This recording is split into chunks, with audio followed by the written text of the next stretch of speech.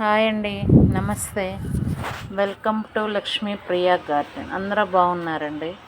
అందరూ బాగుండాలి, అందులో మేము ఉండాలండి.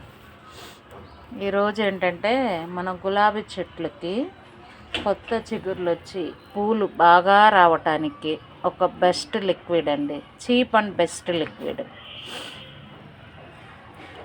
ఇవి చూసారా, బియ్యం కడిగిన వాటర్, అదే పప్పు, మినపప్పు, బియ్యం మనం దోశకి వేసుకుంటాం కదా, అవి కడిగిన వాటర్. ఇవి నిమ్మ తొక్కలండి. మనము వాడేసిన నిమ్మ తొక్కల్ని ఒక 4-5 రోజులు ఫర్మెంట్ చేయాలి. ఈ రెండు కలిపేసుకోవాలి. దీంట్లో కొంచెం సున్నం,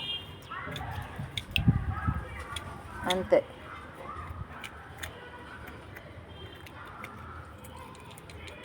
కొంచెం సున్నం,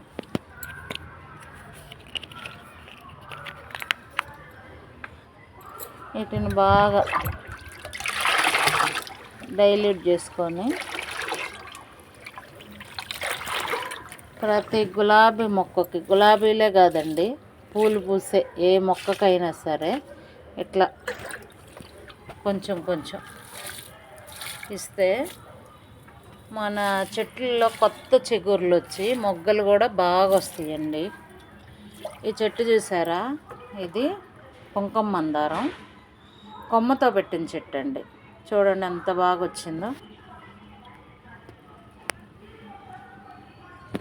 థ్యాంక్స్ అండి. ఇగో మన గులాబీ మొగ్గలు చూసారా,